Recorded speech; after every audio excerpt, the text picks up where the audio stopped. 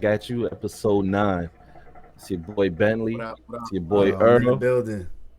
It's your boy Sir, yes, OB. sir. Right after that Hawks collapse, we jumping right into it. We're recording on a Sunday night. You'll see it Monday morning, 8 a.m. Let's get right into it. Yeah, so we just had a great 3 quarters of Hawks basketball, and then they just kind of collapsed. I guess with the momentum they lost. You know, actually, we got to start with the not gonna lie. Do we have any for you guys before we go into it? I got one. Because I want that go straight into Hawks. So Go ahead, man. My not gonna lie is not gonna lie. I was wrong in saying that the Suns were sweeping 4, but they still have a commanding lead over the Clippers. gentlemen sweep. It's basically Yeah, all. it's what it's looking So like. I don't feel too bad. I don't feel too bad. Not gonna lie. Trae Young is possibly right now playing the best basketball of anybody remaining in the playoffs.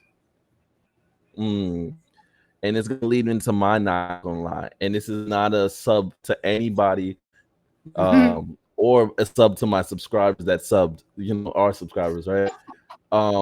The fake love for Trae Young has to stop. And not gonna lie, there's a lot of fake love for Trae Young. And one sentence is that before Nate McMillan, I was defending this dude when he was not going to make the playoffs, and he was just chucking up. I'm like, yo, you can't blame this guy for this right now. He's a young dude, and he has no kind of system going on. And all of a sudden, Nate McMillan comes, and they go straight from being a 10 seed, not in the playoffs, and to the 4th seed or 5th seed, battling back and forth. And then all of a sudden, everyone's like, oh, yeah, Trae leading the team to the Eastern Conference Finals. Like, yo, y'all was hating on this guy. Like, and a lot of my friends, too, because I told them, like, yo, Trae, I'm going right into the topic, so it's not the same thing. No, go ahead. Trae Young, and I said this before that he got drafted. I said, I'm still taking Luka, but this dude, Trae Young, he has vision like Steve Nash did. But he's a score first guy. Whereas, so it's different, right? Because he can see a play out, but he's gonna go for the shot. He's gonna go for the bucket first. And that was my knock with Steve Nash, because Nash, if anyone ever saw him in the Mavs, he was always a bucket. Like, and I say that because I say like, oh, he only averaged 16 or 14, and like, but yo, he was so efficient before efficiency was a thing. He was super efficient. Yeah, absolutely. And him in that bread and butter system with that pick and roll with that high pick and roll with Dirk, that was before anybody seen anything like that. Well, obviously they had Malone and Stockton, but it still wasn't as efficient, like you said. It wasn't as efficient, like you said. But they, in terms of scoring, exactly. Yeah, it wasn't nowhere as good as Dirk could shoot. I can't say that. No. Really I can't say that. He hit the 3. I can't say that. Stockton Malone's was they were OD efficient, but Malone did more. Like, he didn't just. Fair. I guess I'm just thinking in terms of that specific point. Like, Dirk is a better shooter. You know what I mean? Like that's where I was coming from with agreeing with Obi, because the shooting aspect. Dirk can pop from more places, but Malone, it's crazy for us to call where Malone popped from, he not missed. efficient. Malone has that's crazy. Yeah. So I almost said the 2, and then I was like, that's bias. So you lied on the not gonna lie? Is that what you're saying? No, we passed not gonna lie. We in the topic now. You passed not gonna lie, man. You already passed not gonna lie. Yeah, we on the topic. So before you even finish the point, can I just quickly respond to the? Since I'm the representation of the Trae love at the moment, you know what I mean? Like, so, and I don't disagree with you. But I think, we're all prisoners of the moment, right? And what he's doing and the way that he's doing it, we don't have Steph, we don't have Bron, we don't have KD, so it gives you that. He got that superstar smell on him, so to speak, in terms of the way that he's performing, Don't be using the word superstar around Obi. Listen,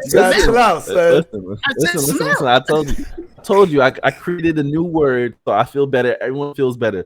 Megastar. So the two megastars in the league right now is KD and LeBron. Not to say dudes can't get up there and then play some crazy, but the two megastars is KD. And now we have all kinds of superstars. So you got a bunch of players outside the club, right? They're on the line outside the club.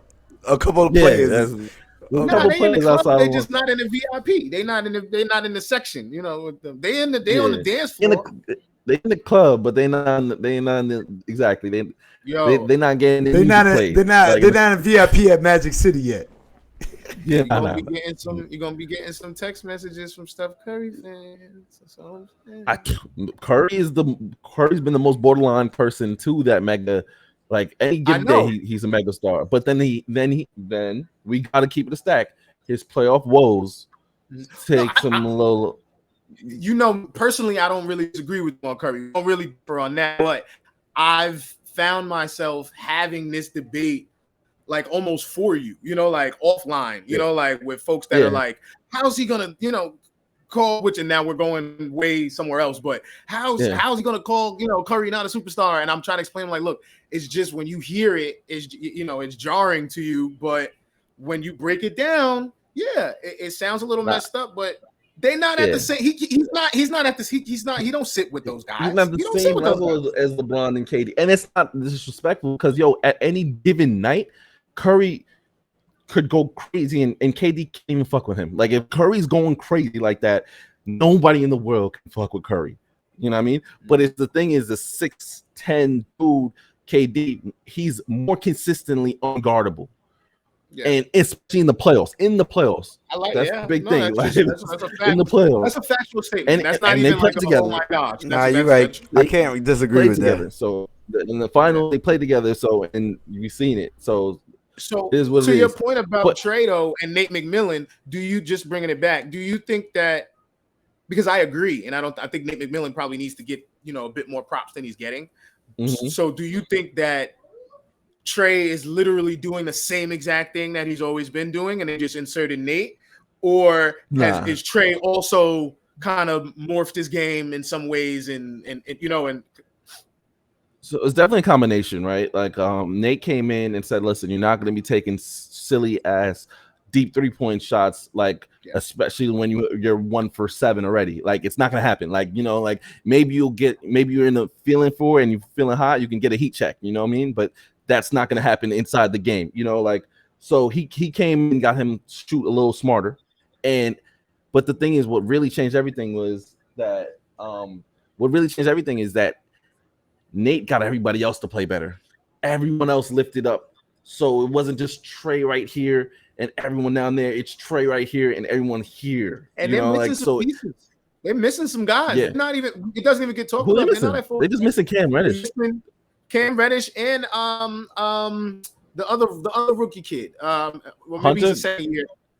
Is it Culver? Is it Hunter Culver? Yeah, whatever. No, you're right. Hunter. No, you got it. Hunter. He got hurt last round, and then I thought he came. Oh yeah, but I don't think he's back. I don't think he's back. You know, but just I'm just making the point that he's still doing that even without all of his weapons. You know. So I'll say this though, and it's just before we get into deep dive into the series, I always say this, like these, like there's no, and I don't mean to disrespect any of these players, but like there's no difference to me I'm not that no different. There's on the same level these players, but they have a bad coach or they have a bad organization. For example, Bradley Beal, like last year, Devin Booker. A lot of people were killing Booker last year, like, oh, well, he's just a loser. He gets 71, but you know he doesn't have the intangibles. It's like what people like to say when they don't have words to put into it. They just say the intangibles. He doesn't have it, and then they'll give Donovan Mitchell all the credit, but people don't realize Donovan Mitchell came into the greatest possible rookie situation ever, where they only needed one scorer, and then one scorer just left. So yes, Donovan Mitchell is dead nice, but he also came into a perfect situation where he's taking over for Gordon Hayward, and they have the best defensive squad and a bunch of shooters around and a great coach with a great system, and that happened. So and then you have like dudes like Beal and like I was saying, like you have all these dudes like Beal like just in the middle of the worst franchise ever, literally the worst franchise in history, and and he's stuck there, and they don't know what to do, and they can't build around him, and so people are just sitting there saying, "Oh, Bill's not, he doesn't work with them," So that's fair. it is what it is. But and Trey was a victim to that, and I think it's just Nate. Sometimes you just need a dude like Nate to lift everyone else up and to let you shine. I just don't want these fake these haters. And I'm rambling, but these haters that were hating on Trey to come up and act like they was all Trey fans and like, oh, they knew this. Like, get out of here. That's fair. That's fair. Did the Bucks did the Bucks take this tonight, or did the Hawks blow it? That's for both. Anybody. Like who won?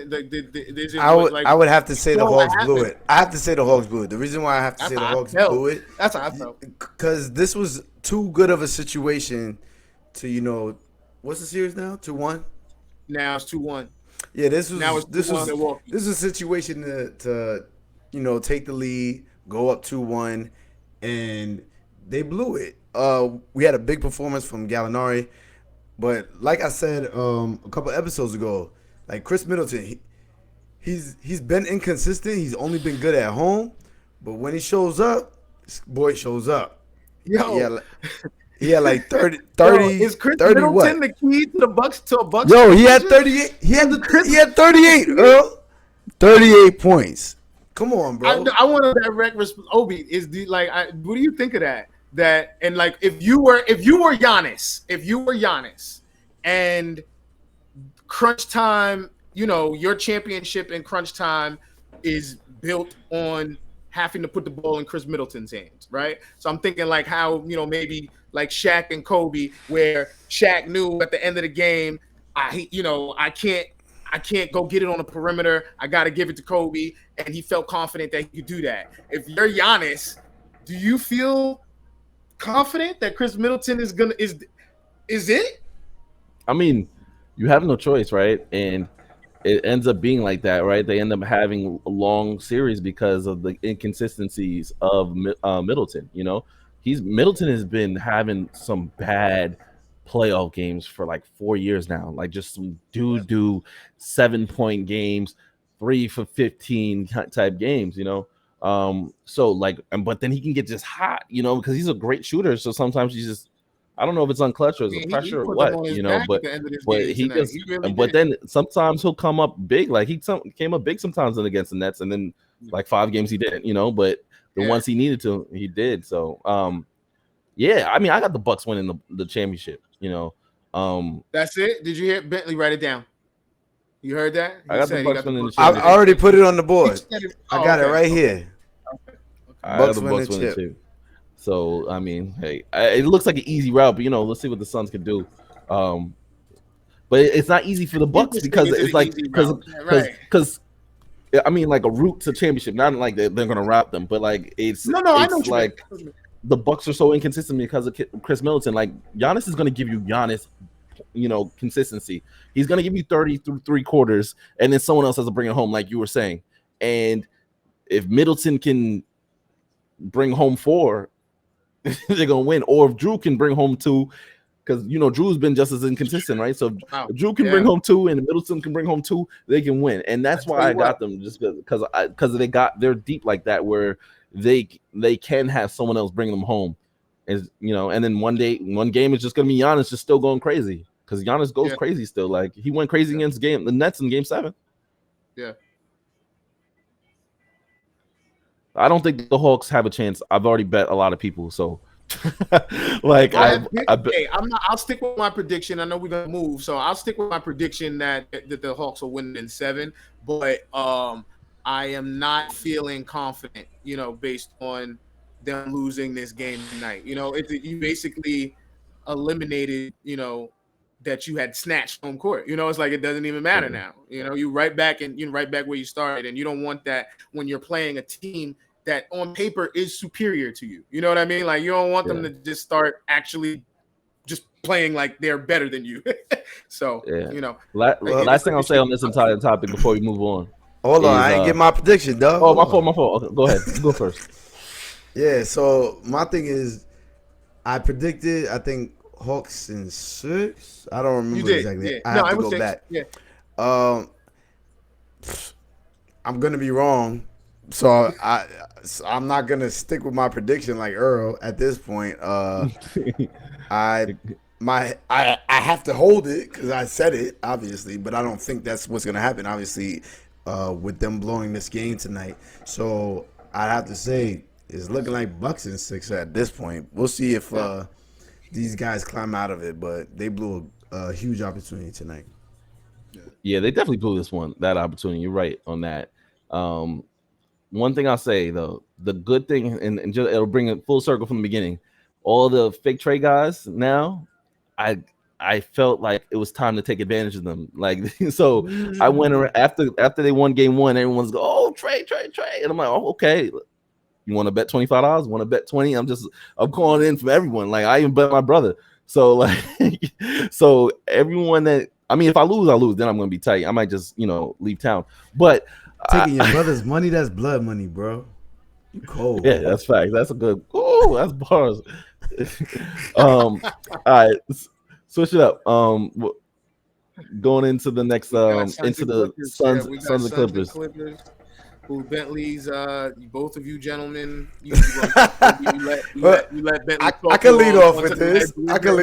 I can lead off with this one. Yeah, that's what I want. That's where I was going. Going. Right. So go ahead. I definitely influenced my amigos, and up in their Suns predictions. For that, I do apologize. I didn't know that Chris Paul and Devin Booker were going to combine 10 for 40 from the field. I didn't predict that. Even if Chris Paul had an off night, I figured Booker would be consistent throughout the series. Right. But 5 field goals from Devin Booker is like, I couldn't predict that shit. That's probably the worst game he's played in the playoffs. Right? Yeah, but so it was gonna happen eventually. I didn't think it would happen this series. I feel like they played bad next game too. It happened. They may have played bad next game, but they still pulled it out. They pulled it out. Yeah, they pulled it out. They pulled it out. And I don't think it was as bad as both. Oh, it wasn't no close. No way. Yeah. No way. Yeah. So they did terrible, but they did terrible, but. Suns in 5. We could do that. Yeah, I want to be part of it. I think I said 6 Minnesota. What do y'all co-sign? What do y'all co-sign? Obi co-signed. Obi co-signed 4. I want to be part of the culture. The good part is now I don't have to buy the Suns in 4 t-shirt, but depending on how they win, how they win Game 5 will determine whether I still decide to buy it. If they win a gentleman's sweep, I might still get the shirt. We'll see what happens. Listen, I'll say this. When you're a team, when you're down a player like of Kawhi's caliber and you're rallying, you can't afford to lose that game. This game was lost once that A and alley-oop. Like it is they needed that game. It would be 2-2 right now, right? And they would have a chance at this. And it might not even be 2-2. They would have been up, and they would have been way more pressure in that last game. They would have been up. It would have been 2-1 up the Clippers, and who knows if the pressure mounted on the Suns, and they could have just squeaked out that last game. So it's like, wait, it's a good point. When you're down a man like that, you can't. The margin for error is so low. So the series ended on that alley-oop. So I just, Chris Paul. A lot of y'all boys, I'm looking at the camera because I'm talking to 80% of the subscribers. I've been waiting for Chris Paul to get his, his moment. I always said this. He doesn't have to win a chip. He just has to get there. Just like Jay Kidd got there. I agree. I do want to see him in the finals. But not the one he won later on. But just like Jay Kidd got there, just like Iverson got there, you just got to get there. Yes, I agree. As a short, undersized, not undersized, but as a guard, like as a guy whose success is will always be predicated on the pieces you have around you, because of your your lack of size or athleticism or whatever, and so there's point guards that all fall into that. There are great guards and point guards. Earl, you just category. You just said what I was thinking, because I don't know why when Obi said that, my first thought was, did Steve Nash ever make the finals? Nah, Steve Nash has never made the finals. Nah, that's why he's still coaching. You gotta get it. I'm just thinking he might be one of the greatest point guards. He falls under that criteria as well. He falls under that same criteria that I said. Hey, I don't think he's as good as maybe those other guys that we said, but we could debate that. But he definitely falls in that criteria. Nash was one of my favorite players all time until he stole Kobe's MVP. And I'm sorry, he didn't. He wasn't dead to me, but it was like I started to see the flaws in his game, and I'm like, yo, y'all giving this guy way too much love, and it's the system, you know. And then obviously you saw the second Harden got into that system. You saw Jeremy Lin in the system, you know. Mm-hmm. So I mean, Nash is nice, you know what I mean, but it was just the system before its time, where it's like, look, like dudes like Trey, like when you're just a ball dominant point guard and in like spacing is like what happens, you know what I mean? Like either they're going to get a lot of assists or they're going to get a lot of points because the ball goes through them, you know what I mean? So no, I agree.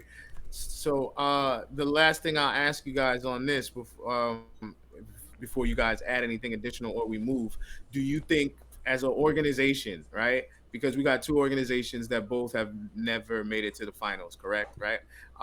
In the Clippers and the Suns, right? Is it more of a disappointment for the Clippers, or is it more of a I guess is the story the Suns getting to the finals or the Clippers not getting to the finals? You know what I mean? Like, which do you guys think is the story? Is the Suns? Because I would have to say the biggest story is CP3 making it to the finals. I agree. Because of he's the most storied player, I think, left in the finals. Period. It's the biggest story left in the playoffs. So absolutely. if he has a chance to win the title, I think that should dominate everything over everything. I will say this though, and it's gonna sound like hate or whatever, but I just want to be fair because we did this with Curry's first chip. He missed every round he played. It was an injured point guard, and he never played a healthy point guard, and he coasted to the finals. Well, Chris Paul's first round, no AD. Chris Paul's second round, no Jamal Murray. Chris Paul's third round, no Kawhi. So I mean, but that's dope because of the longevity of his career. You eventually get the breaks. You know, he's usually been the opposite. That's all I would have said. That's it right here. You know, that's the only difference. You know, he's been on the opposite ends. You know, getting the bad breaks. You know, so I'm glad that he got his breaks this time. Man, he's due for in terms of stuff. Obi is cold-blooded tonight, and your man just put an asterisk on Chris Paul before he won the tip. Yo, Obi, there's no such thing as an injury. Come on, man. Injuries happen. What's wrong with you? You are choosing violence tonight. And maybe you could call it asterisk when you're joking around, but it's not a real asterisk. It's injuries happen every year. Gotcha. I think it was dope what we were saying about the point guards too. You know, like these guys that we feel for these guys. I think we root for these guys. Bentley, you had said in another episode how you find yourself rooting for the underdogs. You know what I mean? And these guys are supremely talented, even the Currys and stuff. And I think that because they don't look like monsters and they don't sky above the rim, that it's easier to root for these guys. I always found myself rooting for somebody like J Kidd. You know what I mean? I always found myself rooting for someone like Jason Kidd because I was like, okay, he gets passes, he does this, maybe I could do that. I can't jump out the gym, he can't jump out the gym. And speaking of J Kidd, right? This man has a job. This man got a job, right? J Kidd got a job. He just got hired. J Kidd. There you go. Yeah. We got a new coaching hire, Jason Kidd agreeing to assume the head coaching position with the Dallas Mavericks. So now he gets to referee the fights between Obi's favorite Kristaps Porzingas and Luka Doncic. So it's gonna be interesting. That's what you got that's what your takeaway from that is Kristaps. Obi's favorite. Right? Yeah, I didn't even think about that part. I'm sorry. Let me inform the chat. I troll Obi over the Knicks trading Kristaps Porzingis because I said it's too early to rate the trade because before when the trade happened, you Knicks fans were like, "Oh my gosh, we got robbed! Why did it happen?" And it was I am not one of those. More. We've already agreed that I was not one of the. I never said we got robbed. We did this convo already offline. I'm not gonna say you weren't one of those. I'm saying I don't have proof that you were one of those. So wow, we didn't go into it. I don't know. I'm gonna ask you right now. I'm gonna ask you right now. You asked me already. You have a bad memory, and you have the greatest memory out of all my friends. What was your We agreed that I never said we got robbed. I said that. I just said that. Earl, am I talking in I said. You said I don't have proof. I don't have. You said I don't have proof. I don't know what you said in any of your other chats. I'm saying I don't know. I'm asking you now. Why would I say something different in another chat? That's crazy, bro. It's not about saying this. It's about not saying anything. Our fans don't know your opinion. Our fans don't know what you said, so you should still tell them. I don't know what you said. You still not. I'm not doing this. Listen, I feel like it's a major miscommunication. I think you know my stance. I never. I don't know your stance. That's why I'm asking you. Because you're alluding to chats that you're not in as evidence that there might be a different stance from me in those chats. And that's we weren't in the same chat at that time, bro. How many chats are we in that are separate? 1 million. Are you kidding me? We weren't in any chats at the time of the Knicks, the Kristaps Porzingas chat. That's what I'm saying. Except besides from like the groupie one, and we didn't have a talk about it. That's what I'm saying. I don't know what your take was at the time. I assumed like you were part of the Knicks cult. I assumed you were part of that and said, "Oh my gosh, we just lost Kristaps for someone we should have drafted." We weren't in the fantasy football chat when no Kristaps trade happened. Or no, what are you talking about? Chat with me, you. We're getting too. We weren't. I'm gonna table this. We're gonna table this, and I'll Bro, you remember how return with evidence of me being in a. Why don't you just tell us your take? I believe whatever you tell me. If you tell me now, I'll believe you. I did not believe the Knicks got robbed by the Dallas Mavericks. What's up, Mike? So what did you believe? You believe the DSJ was a good deal for Kristaps? This is why I didn't want to delve into it, because now you're gonna say we're going to go into the cap space argument, and then it's gonna be null and void, which we've done mad times. What was your take the day of the trade? The day of the trade. The day of the trade. My take was amazing trade. Thank you for the picks. Let's come home, Kyrie and Kevin Durant. That was my take when it went down. Why? So what? Yeah. That is ridiculous. What? Hold on. Okay, let's break this down.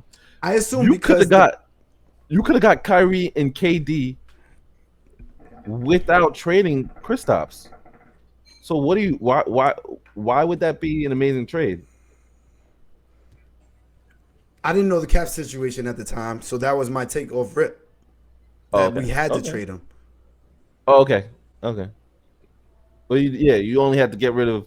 You didn't have to take Kristaps because you could have just signed them right after you got KD and Kyrie.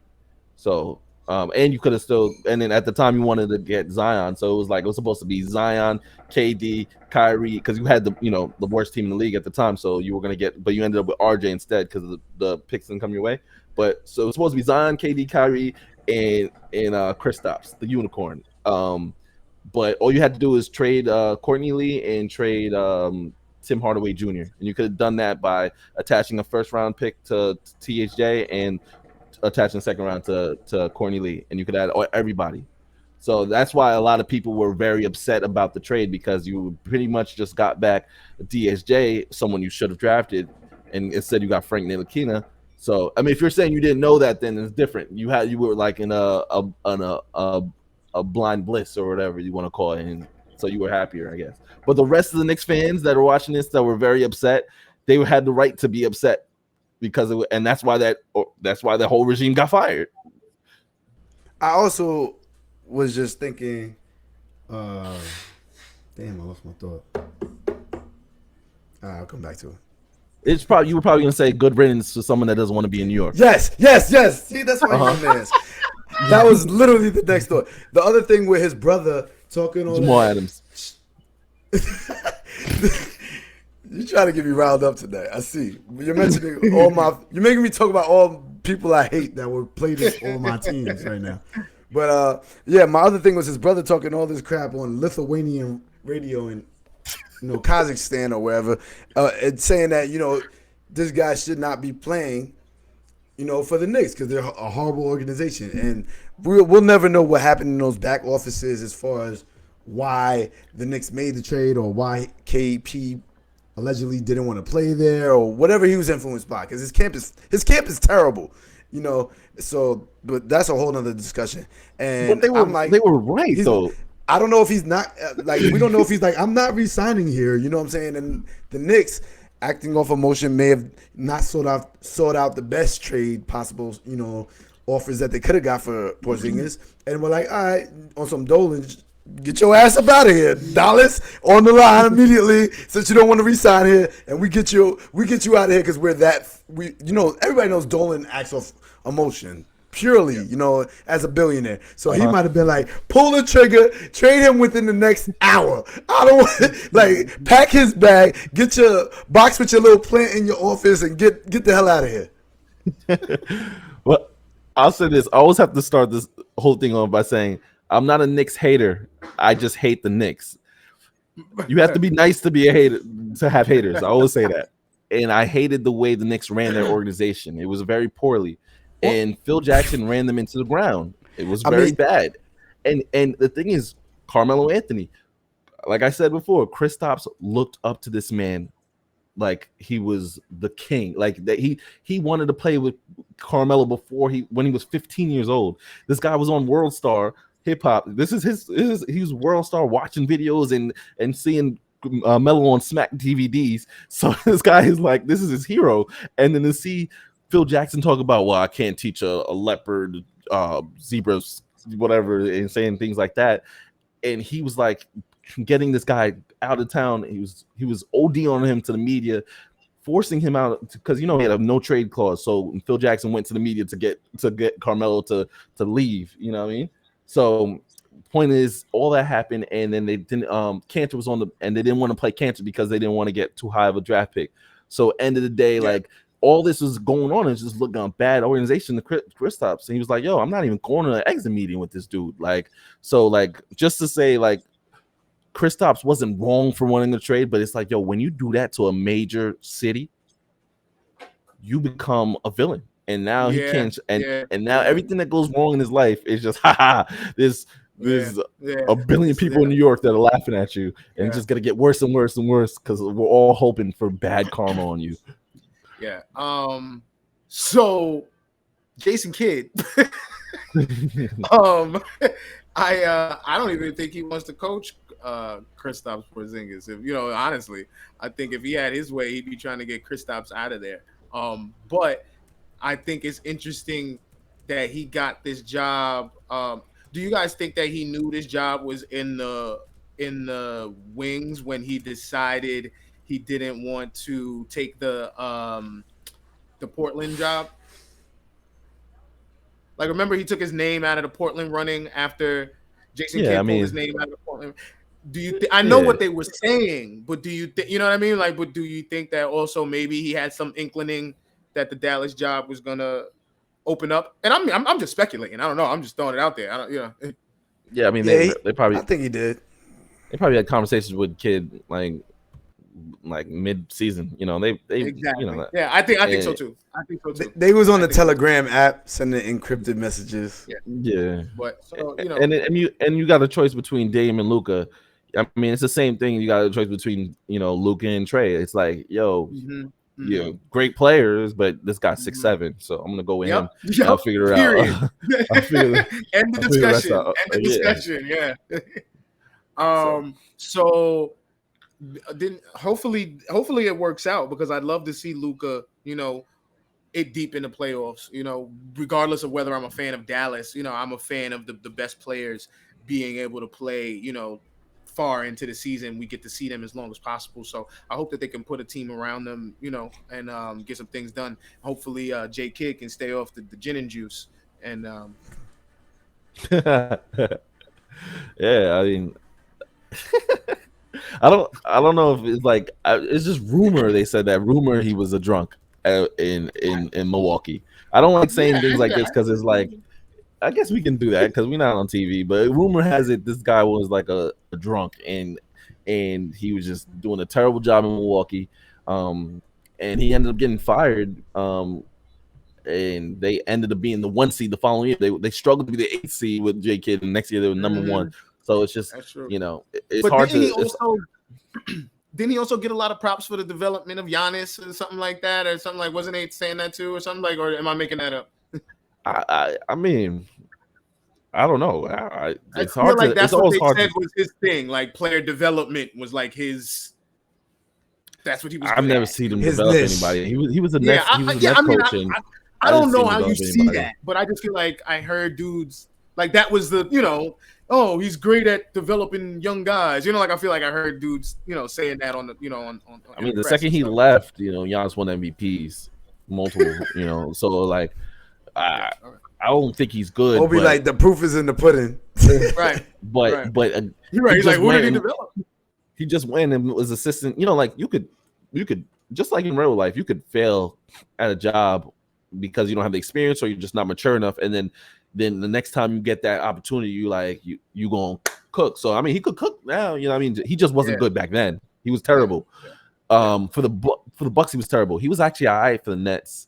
Then he I did agree. some like I agree. suspect stuff to get his way out of there when things were going downhill. Like he did some really shady stuff to get out of New York. So Hey, the fact that he didn't take that Portland job. You mean Brooklyn? He said it's the in New York, Nets. right? Brooklyn's not in New York. The Is team that is came from Jersey? Is that what you're talking about? It was in New York at the time. I just want to confirm there's one team in New York. All right, you got it. There's not one. There's one team in New York. One team with New York in their name. Oh, but are there two teams in New York? I mean, my favorite team isn't in New York, so that doesn't count. Got him. Your favorite team isn't in New York? Geographically. Oh, okay. They don't play in New York. Got you. There you go. All right. So where we at? Chauncey Billups was able to receive the job as the Portland Trailblazers head coach. I won't say it's as a result of Jason Kidd pulling his name out of the runnings, but it was just a way for me to segue into him. Chauncey Billups is hired. First time head coach. His name has been floated around in the coaching and GMing, ranks for years and years and years. It's good to see him finally get an opportunity. He was assistant coaching this season. So it's good to see him get an opportunity. Some very interesting things going on along with the hire of Chauncey Billups. Before I'll come back around after you guys get to the elephant in the room in terms of that. Yeah, but what I will say is, it is. I'll broach it. It is really, really good to see another young coach of African American get an opportunity as a head coach in the NBA. And you see, I didn't say I'm not getting into how many jobs we should have, or Brad Stevens getting rewarded for being a terrible coach, and then Brad whatever. wasn't terrible. So, all right, getting rewarded, his team not being successful, and him being rewarded for it. Is that better? Is that fair? You can say it, yeah. You can say it. Okay, all right. And over the years, and even recently this year, that brought up the topic of are people getting the right looks in terms of head coaching? Are black coaches getting an opportunity? And I don't know if it's connected. I'm not saying that it is, but I'll let you guys jump in whether you think it is or not. But it's just very interesting to me that Chauncey Billups, this black man, gets hired, and all of a sudden now all of the skeletons start stumbling out of his closet that we hadn't heard before. Maybe I don't know if I'm race baiting or not, but it seems interesting is the word that I've decided to use. Interesting. Well, I'll say this. When his name was already being rumored and floated about, it's like this stuff wasn't even brought up. And to catch the audience up, Chauncey Billups had rape allegations in 1997 and involving also Antoine Walker, and it was ultimately settled out of court. So this history, which I didn't even know of, I'm 34. I was Never heard of it. I was had watching never NBA. heard of it. I was watching Obi, had you NBA. heard of it before Nah. this? Had you ever heard? Nah. I wasn't this following was brand new to me. the rape allegations at 8 years old. He's a little bit younger than the rest of us. I was 11. Right. Oh, right. that's what he was like. But I'm saying, like, even over the course of the years, like, we've still never heard, like, he's because you hear about for decades since then, you hear about allegation with like Karl Malone's allegations are all over the internet all the time, involving him with young girls, whatever he did. I don't care for the man, so I never looked into what actually happened. But Karl Malone's troubled past is all over the internet, and he was playing well before Chauncey Billups, yet, that has followed him wherever he goes. So for this information to come out about Chauncey, and the other part is I love Antoine Walker. That was one of my favorite players. I used to be a closet Celtics fan watching Paul Pierce because I like Paul Pierce too back in the day. So, which is horrible coming from a Knicks fan. We're gonna leave it at that. But I did like watching Antoine Walker and Paul Pierce play basketball, and I never heard about Antoine Walker doing any of this either. So this was news to me, and it came out in this past week about Chauncey Billups. Right when he got hired. Not gonna lie. I don't know that I can. I'm not gonna say that I think Antoine Walker is a rapist, but he definitely looked a little more scumbaggy like than Chauncey. Like when you say it to him, I'm definitely like, no, Twan look. I don't know. Twan look like he might have, he might be a little chested to molester. I don't know. But Chauncey just looked, he's so clean cut, man. It's just like Chauncey. I've never heard a negative word about Chauncey ever. Like, I wanted to put the spotlight on Bentley after what's his name?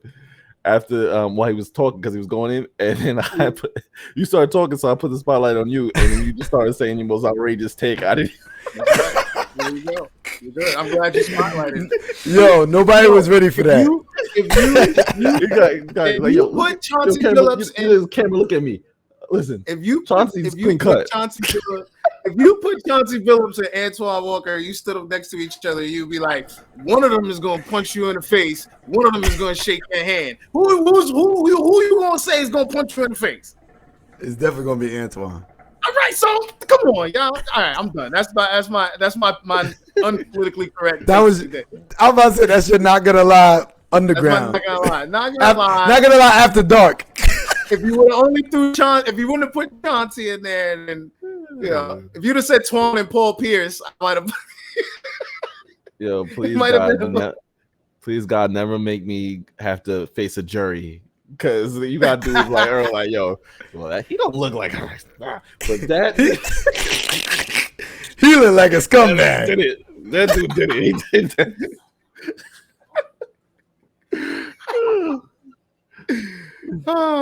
But do we think, are we where there's smoke, there's fire in terms of Chauncey? Do we think that, like, is it a conspiracy? Is it another, like, do we, Listen, I don't know the woman from 97, but I will say it's been 20 something years and it was settled out of court. I don't like, I'm not even settled out of court in 2021 means you did it. No, it means it's to the public eye.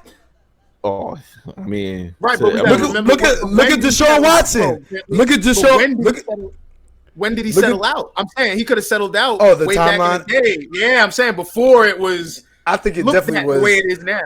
I think it was definitely in the same timeline of when it happened. It had to be within a few years. Had to be in the. Who knows?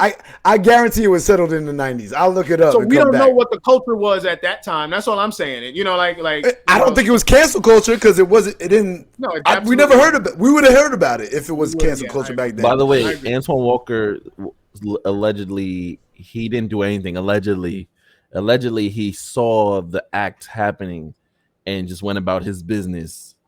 Allegedly, so it was specifically Chauncey.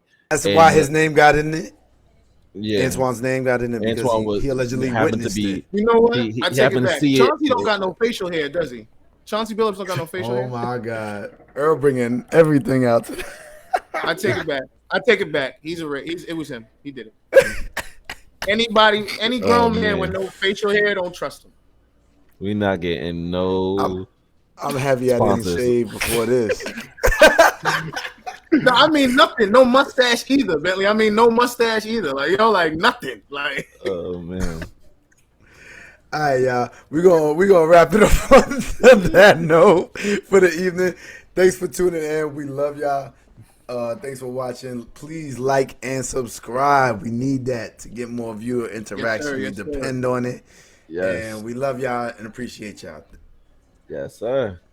Everybody, stay up, stay safe.